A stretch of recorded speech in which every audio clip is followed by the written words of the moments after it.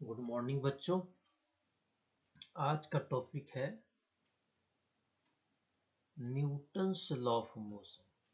क्या है? Newton's law of motion. और इसमें बच्चों हम लोग आज पढ़ेंगे फ्री बॉडी डायग्राम। क्या पढ़ेंगे? Free body diagram.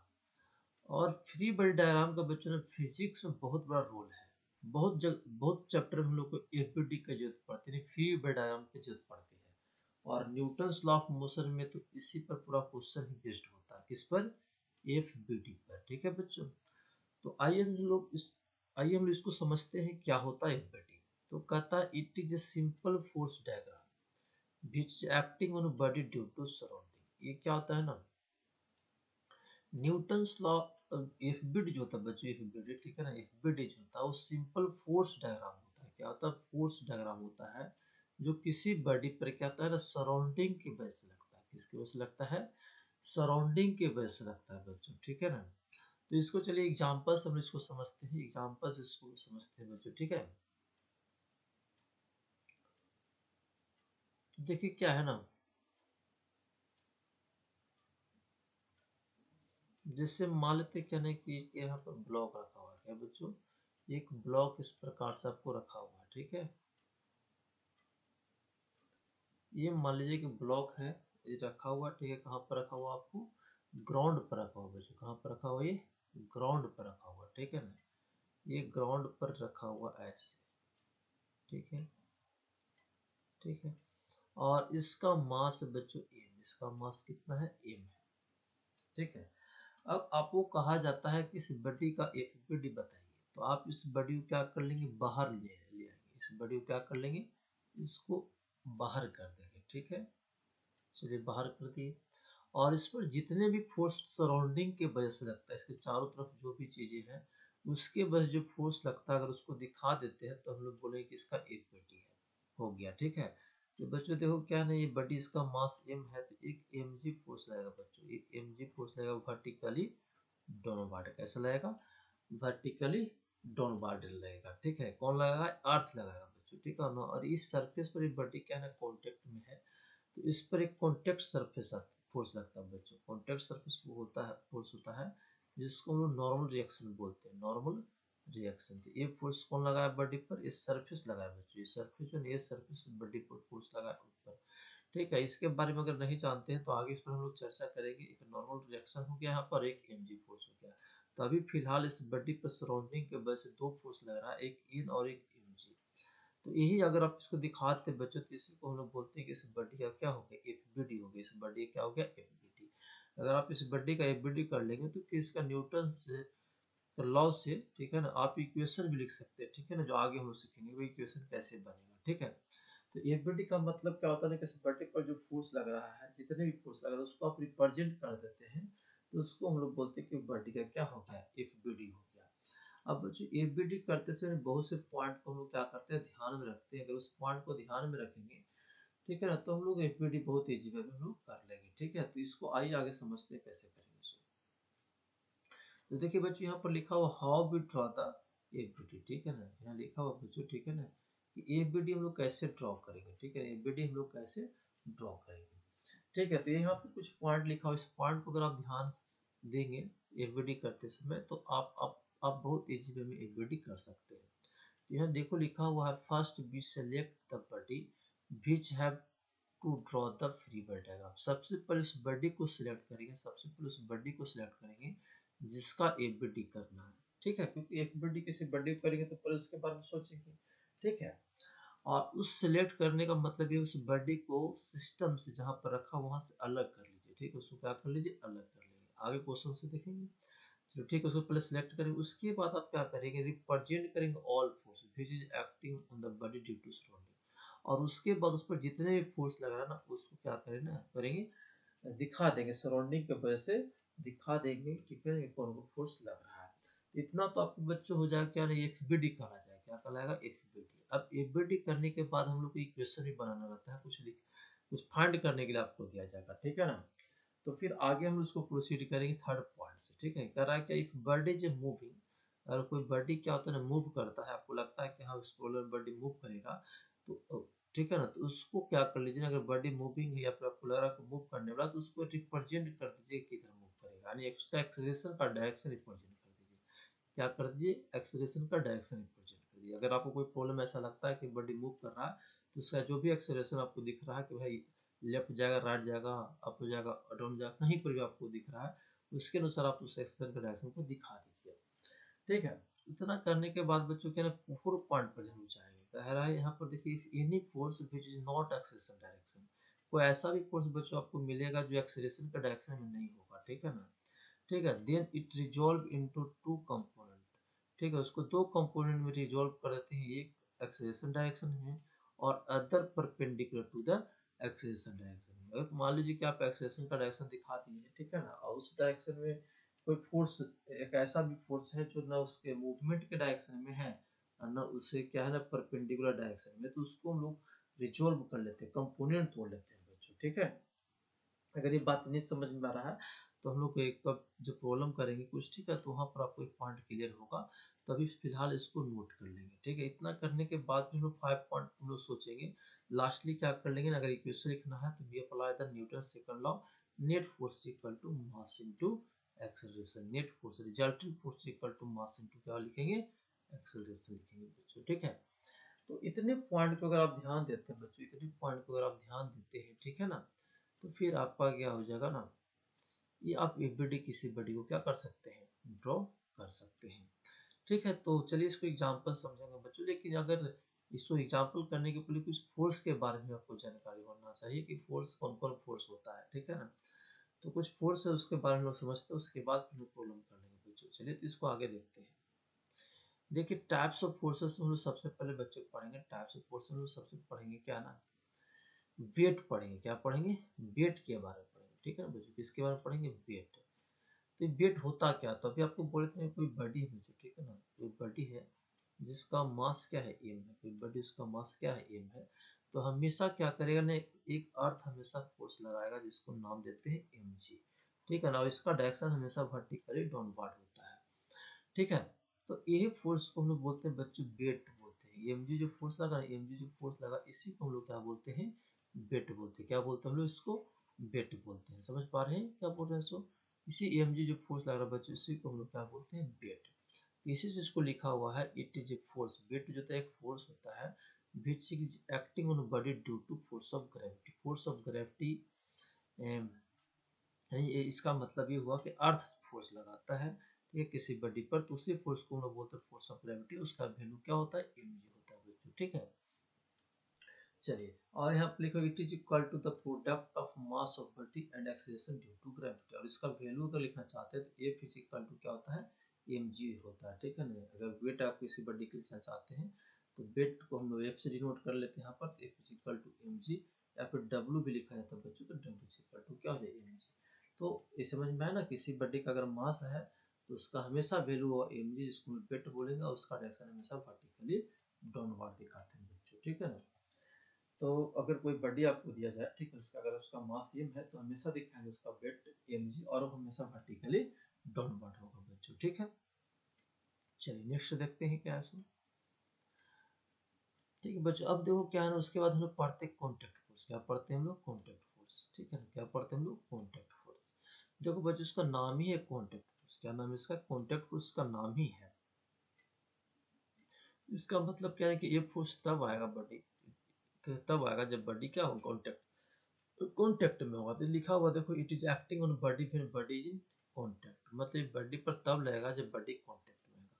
और जब बॉडी कॉन्टेक्ट में होगा बच्चों, तो वहाँ पर 2 टाइप का फोर्स होगा। ठीक है, एक नॉर्मल रिएक्शन होगा और दूसरा क्या होगा, फ्रिक्शन। यानी कॉन्टेक्ट फोर्स जो होता है बच्चों, ठीक है, कॉन्टेक्ट फोर्स 2 प्रकार का होता है, एक नॉर्मल रिएक्शन होता है, दूसरा क्या होता है, फ्रिक्शन होता है। एक क्या होता है, नॉर्मल रिएक्शन होता है, दूसरा क्या होता है, फ्रिक्शन होता है।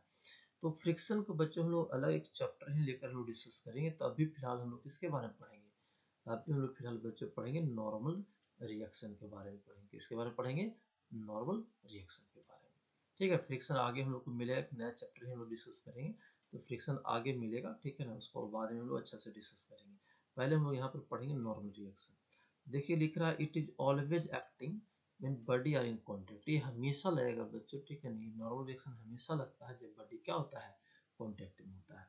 ठीक है। और इट्स डायरेक्शन जो इसका डायरेक्शन जो होता है perpendicular to the contact surface, इसका डायरेक्शन जो होता है हमेशा क्या होता है कॉन्टेक्ट सर्फेस से क्या होता है परपेंडिकुलर होता है बच्चों, ठीक है ना। तो नॉर्मल रिएक्शन कब आएगा जब बॉडी आपका क्या है ना दो बॉडी कॉन्टेक्ट में होगा, ठीक है ना। जब दो बॉडी कॉन्टेक्ट में आएगा तो एक या फिर दो एक बॉडी हो सकता है दूसरा सरफेस आ सकता है, तो वहाँ पर भी आपका क्या होगा ना नॉर्मल रिएक्शन आएगा बच्चों, ठीक है। फ्रिक्शन भी एक कॉन्टेक्ट फोर्स है, लेकिन फ्रिक्शन का कॉन्सेप्ट हम लोग आगे देखेंगे, ठीक है। तो आइए इसको एग्जाम्पल से कुछ समझते हैं, फिर समझ में आगे आएगा, ठीक है। देखिए देखिए बच्चों क्या ना यहाँ पर एक बॉडी ली है, ठीक है ना। यहाँ पर देख रहे हैं एक बॉडी है, इसको मान लीजिए इसका मास एम है, ठीक है ना। और ये आपको इस सरफेस पर क्या रखा गया है, ठीक है। तो इस बॉडी का ही बीडी चाहते हैं, इस बॉडी का बीडी चाहते हैं। तो अगर इस बॉडी का अगर आप बीडी चाहते हैं बच्चों, तो इस बॉडी को क्या कर लीजिए सरफेस से क्या कर लीजिए बाहर लीजिए, ठीक है। मतलब इसको बाहर ले आएंगे, ठीक है। इसको बाहर हम लोग ले आए। अब इस पर जो जो फोर्स लगेगा ना उसको आप दिखा दीजिए, ठीक है। जो भी फोर्स इस पर लग रहा है उसको दिखा दीजिए, चलिए ठीक है। तो हम लोग देख रहे हैं कि इसका मास है, ठीक है ना, इसका मास एम है। इस पर एक फोर्स लग जाए एम जी, हम लोग पढ़े कि इसका मास होगा तो उसका वेट होता है फोर्स, तो एम जी होता है। इसका डायरेक्शन हमेशा वर्टिकली डाउनवर्ड दिखाएंगे। तो एक तो एम जी फोर्स इस पर लगा रहा है। अब ये क्या है ना ये सरफेस जो है ना ये बॉडी जो है और इस सरफेस एक दूसरे क्या है ना कॉन्टेक्ट में है, यहाँ पर क्या है कॉन्टेक्ट में है। तो यहाँ पर भी कॉन्टेक्ट फोर्स आएगा बच्चों, ठीक है। तो देखिए ये जो सरफेस है ना सरफेस जो है ये बॉडी पर कॉन्टेक्ट फोर्स लगाएगा, तो बॉडी भी क्या करेगा ना सरफेस पर कॉन्टेक्ट फोर्स लगाएगा। तो हम लोग तो क्या कर रहे हैं ना इस बॉडी का बॉडी खींच रहे हैं, तो सरफेस जो है ना कॉन्टेक्ट सरफेस जो है ना ऊपर एक contact contact surface contact force लगाएगा जिसको हम बोलते हैं नॉर्मल रिएक्शन, ठीक है ना। खुद पर थोड़ी सरफेस लगाया बॉडी पर लगाया, ठीक है ना। और कॉन्टेक्ट सरफेस से परपेंडिकुलर था, कॉन्टेक्ट सरफेस तो आपके पास ये है इसके परपेंडिकुलर रहेगा। तो इस फोर्स को बच्चों हम लोग ऐसे भी दिखा देते हैं, ठीक है। हम लोग प्रॉब्लम इसको ऐसे भी करके दिखाते हैं, जो एन है ना उसको हम लोग यहाँ पर दिखा देंगे, ठीक है। जैसे एम जी यहाँ पर है तो हम आपको यहाँ पर एन दिखा देंगे, क्योंकि हम लोग जानते हैं किसी वेक्टर को क्या कर सकते हैं पैरेलली शिफ्ट कर सकते हैं। तो ये जो एन जो है ना बच्चों कौन लगाया सरफेस लगाया बॉडी पर, ठीक है। तो यही इस बॉडी का क्या हो गया ना एफ बी डी कहलाएगा, यही आपका क्या कहलाएगा इस बॉडी का एफ बी डी कहलाएगा। अगर आप सरफेस का अगर बात करते हैं बच्चों सरफेस का अगर एफ बी डी, ठीक है। मान लीजिए कि सरफेस आपका था, ठीक है। तो ब्लॉक भी क्या करेगा ना एक आपका क्या होगा कॉन्टेक्ट फोर्स लगाएगा जिसका वैल्यू इन ही रहेगा, ठीक है। एक्शन और रिएक्शन से तो सरफेस जो बॉडी पर ऊपर लगाया तो बॉडी भी आपको सरफेस पर क्या कर देगा नीचे लगा देगा इन। तो हम लोग इन को सरफेस के लिए ऐसा दिखा सकते हैं, ठीक है। यही बच्चों आपका क्या ना इस ब्लॉक का एक वीडियो हो गया। चलिए इसको इस एग्जाम्पल को जो हम समझते हैं। जैसे मान लीजिए क्या कि ये आपका M1 बॉडी है, M1 मास मान लेते हैं, B का M2 मान लेते हैं और C का मान लेते हैं M3, ठीक है। और ये रेस्ट में ऐसा रखा हुआ बच्चों रेस्ट में रखा हुआ है ऐसे, ठीक है। अगर आपको कहा जाता है कि बॉडी खींचे इसको और नॉर्मल रिएक्शन भी अगर आपको निकालने के लिए कहा जाता है तो वो भी आप निकाल सकते हैं, ठीक है ना। तो चलिए हम लोग क्या करते हैं ये बॉडी करते हैं, ठीक है। सबसे पहले हम लोग ब्लॉक ए को लाते हैं बच्चों, इसको लाएंगे ए को लाएंगे, ठीक है ना। ए को हम लोग लाएंगे जिसका मास M1 माने, ठीक है। तो M1 है तो क्या हो जाएगा बच्चों बच्चों बताओ M1 जी नीचे लगेगा, M1 जी नीचे लग जाएगा, ठीक है। और ये बी जो बॉडी है बी बॉडी है ये बॉडी पर एक कॉन्टेक्ट फोर्स लगाएगा ऊपर, खुद पर थोड़े लगाएगा दूसरे पर लगाया, इसको नाम देते हैं N1। ये कौन लगाया बच्चों बी जो है ना बी जो है ए पर लगाया, ठीक है ना, ऊपर लगा दिया, ठीक है ना सरफेस के परपेंडिकुलर, ठीक है। तो इस M1 पर क्या है ना इतना ही फोर्स लगा बच्चों। और ये बॉडी अगर रेस्ट में देखो ना पूरा सिस्टम रेस्ट में आपको दिखाया गया, तो ये तो एफ बी डी हो गया और रेस्ट में हो गया बच्चों, ठीक है ना। अगर ये रेस्ट में है इसका मतलब क्या है ना कि नेट फोर्स जीरो है, नेट फोर्स जीरो है। तो देखिए इस बॉडी पर एक फोर्स ऊपर लग रहा है एक फोर्स नीचे लग रहा है, ठीक है ना। M1 जी नीचे लग रहा है और N1 ऊपर लग रहा है। और फिर भी बॉडी पर नेट फोर्स जीरो, इसका मतलब ये फोर्स M1 जी के बराबर हो जाएगा, ठीक है बच्चों। ये फोर्स जो हो जाएगा M1 जी के बराबर हो जाएगा। तो आप डायरेक्ट यहाँ पर लिख सकते हैं कि अगर ये रेस्ट में है तो N1 जो हो जाएगा इसके बराबर हो जाएगा M1 जी के बराबर होगा, इसके बराबर हो जाएगा M1 जी के बराबर। तो ये आपका कॉन्टेक्ट फोर्स निकल गया बच्चों कहाँ पर ए और बी के बीच, ठीक है।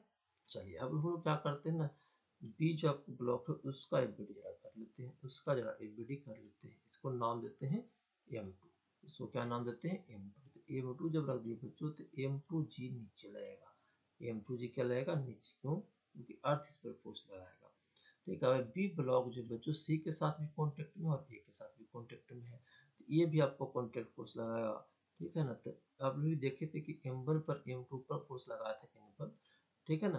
तो N1 जो है ना, M1 आपको M2 पर डाउनवर्ड लगा देगा, ठीक है। तो ब्लॉक ए जो था ये आपको नीचे फोर्स लगा दिया, ठीक है। लेकिन बी जो ब्लॉक है सी के साथ भी कॉन्टैक्ट है, इसका मास क्या है M3 है।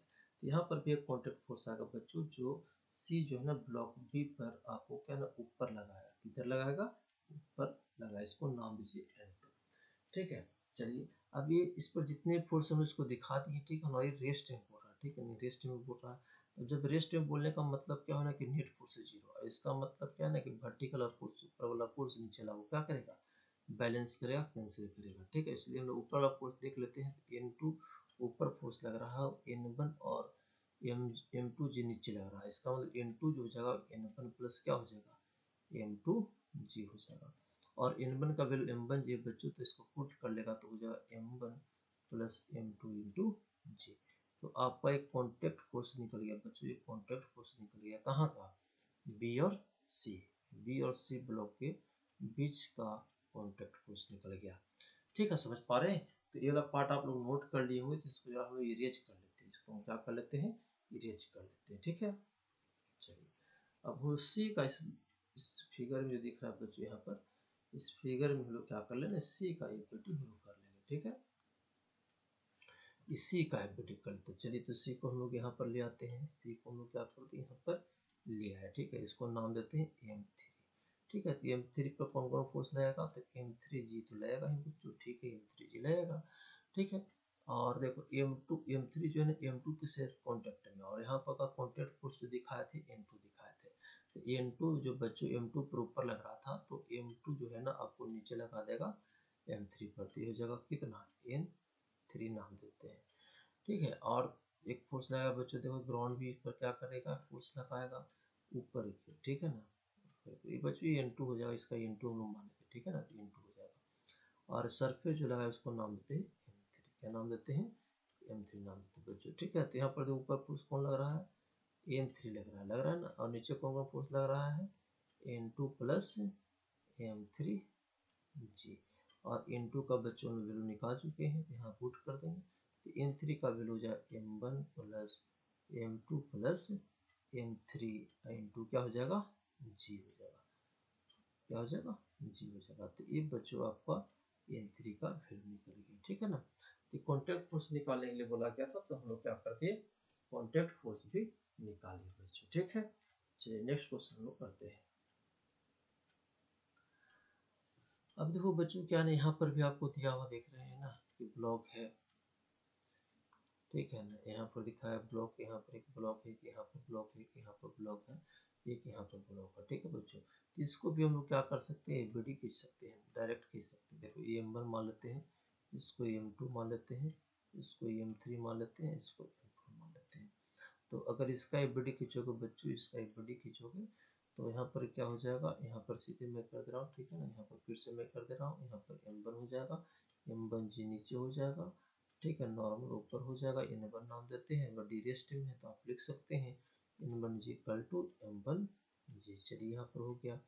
चलिए M2 को देख लेते हैं बच्चों, M2 का बड़ी कर लेते हैं, M2 का बड़ी कर लेते हैं। तो M2G हो गया नीचे, M2 जो हो गया नीचे, नॉर्मल हो गया आपका क्या ऊपर, ठीक है। इसको नाम दे दो N2 और N1 हो गया नीचे, समझ में आया ना। N1 को लगाया, M1 लगाया M2 पर, और M2 पर N2 को लगाया, M3 लगाया ऊपर, ठीक है।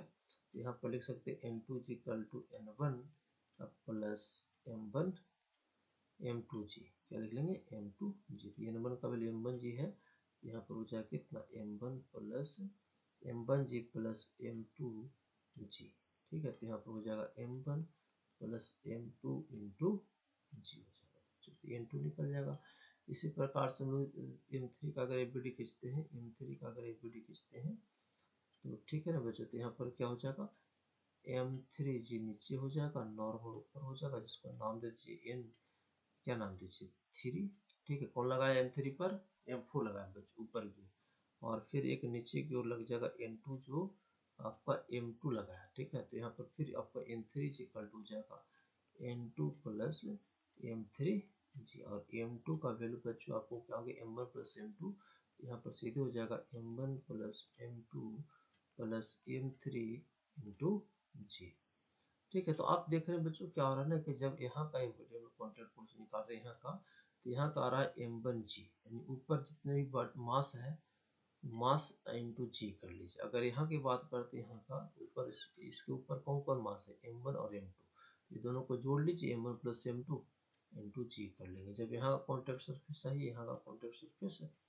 है ना, यहाँ पर कॉन्टैक्ट मतलब नॉर्मल रिएक्शन चाहिए, तो ऊपर कौन कौन फोर्स है, m1 plus m2 plus m3, इसको जोड़ लेंगे तो ये मिल जाएगा। इसी प्रकार से अगर आप यहाँ का चाहते हैं, यहाँ का कॉन्टैक्ट फोर्स, इसको नाम दीजिए n4, तो आपका क्या हो जाएगा, सभी मास को जोड़ के जिससे मल्टीप्लाई कर लेंगे, m1 plus m2 plus m3 plus क्या हो जाएगा m4 इंटू क्या हो जाएगा, जी हो जाएगा।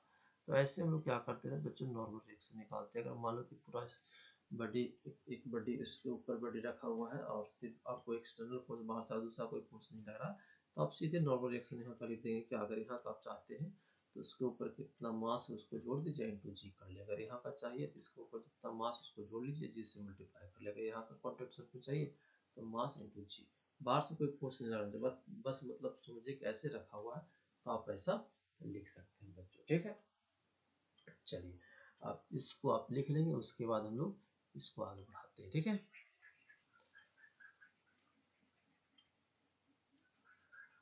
चलिए अब इस प्रॉब्लम को बच्चों लोग क्या करते हैं ना, इसको देखते हैं, इस प्रॉब्लम को लोग देखते हैं, यहाँ पर जो आपको दिख रहा है, तो उसको जरा हम लोग देखते हैं। ठीक है, चलिए देखिए बच्चों, इसका एक पेटी खींच रहे हैं, इसका एक पेटी खींच रहे हैं। ठीक है, इसका एक पेटी खींच रहे हैं बच्चों। ठीक है ना, तो हम लोग क्या करेंगे, इस पर फोर्स जो है उसको दिखाइए। इस पर एक फोर्स लगा बच्चों, वर्टिकली डाउनवर्ड, इसका मास एम जी, अगर इसका एम जी मास है, एम मास है, तो इसको एम जी दिखाइए। ठीक है, अब यहाँ पर देखिए, यहाँ पर एक कॉन्टैक्ट सरफेस में है, यहाँ पर दोनों ए बड़ी और बड़ी कॉन्टैक्ट है, यहाँ पर कॉन्टैक्ट फोर्स होगा, तो ये कॉन्टैक्ट फोर्स बच्चों ऐसे जाएगा। तो ये कॉन्टैक्ट फोर्स जो होगा ना, सरफेस पर परपेंडिकुलर हो गया, और ये स्फीयर है, तो स्फीयर होगा, तो ये नॉर्मल रिएक्शन जो होगा हमेशा इसका सेंटर से क्या करेगा, पास करेगा, तो इसको नाम दीजिए एन पर। यहाँ पर भी कॉन्टैक्ट सरफेस है, तो यहाँ पर भी आपका क्या होगा ना, नॉर्मल जो होगा वो सेंटर से पास करेगा, क्योंकि नॉर्मल रेडियस के अलॉन्ग हो रहा है बच्चों, यहाँ पर कॉन्टैक्ट फोर्स का डायरेक्शन, तो रेडियस के अलॉन्ग हो जाएगा, तो इस सेंटर से पास करते दिखा देंगे। ठीक है बच्चों, समझ में आ रहा है? चलो ठीक है, इतने बात समझ में आ रहा है आप लोग को? ठीक है, तो यहाँ पर आपका क्या होगा, ये इसका एफबीडी कहलाएगा बच्चों, इसका एफबीडी कहलाएगा। और जब यह मान लीजिए कि कहा जाए कि रेस्ट में है, तो फिर हम लोग क्या कर सकते हैं, इसको आगे हम लोग फर्दर सोल्व कर सकते हैं, जो आगे नंबर का से देखेंगे बच्चों। ठीक है।